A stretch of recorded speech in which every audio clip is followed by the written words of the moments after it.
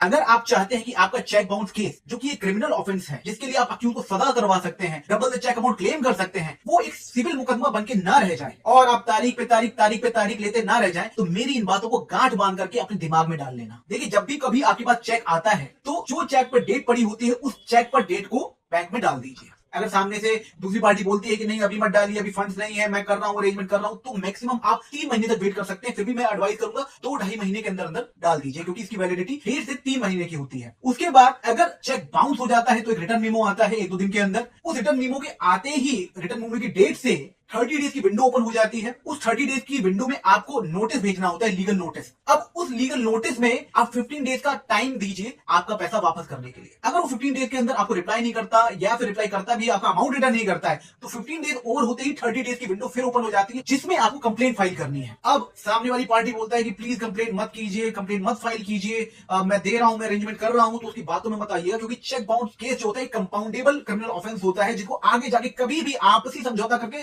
सुलटाया जा सकता है, कोर्ट में सेटल किया जा सकता है। तो उसकी बातों में नहीं आइए। फिर भी अगर कोई रीजन रहा हो, जैसे कि आप बीमार हो गए या सामने वाली पार्टी की बातों में आ गए और आपकी जो कंप्लेंट की डेट थी वो क्रॉस हो गई, तब आपको कंप्लेंट के साथ एक एप्लीकेशन मूव करनी होती है, कंडोनेशन ऑफ डिले। लेकिन ये कोर्ट के डिस्क्रेशन के ऊपर होगा कि आपके रीजन को वो मानेगा नहीं मानेगा। जैसे कि बीमारी हो जाती है, जिसके आप मेडिकल प्रूफ देते हैं, उनको जनरली मान लेते हैं, और आप ये कहते हैं अक्यूज ने आपको अटका के रखा था, तो आपको प्रॉपर मैसेजेस कम्युनिकेशन रिटेन करके रखना पड़ेगा, जिससे कि कोर्ट आपकी बात माने। नहीं तो कोर्ट ये लिमिटेशन, ये जो 15 डेज 20 डेज और 30 डेज का जो टाइम पीरियड था, क्योंकि आपने इसको ध्यान में नहीं रखा, आपकी कंप्लेंट रिजेक्ट कर सकती है और फिर आपके पास सिर्फ एक ही ऑप्शन रह जाएगा, सिविल केस फाइल करना। इसीलिए आप एडवोकेट प्रशांत शर्मा की इन बातों को ध्यान में रखिए और अपने चेक बाउंस केस को सिविल केस मत बनने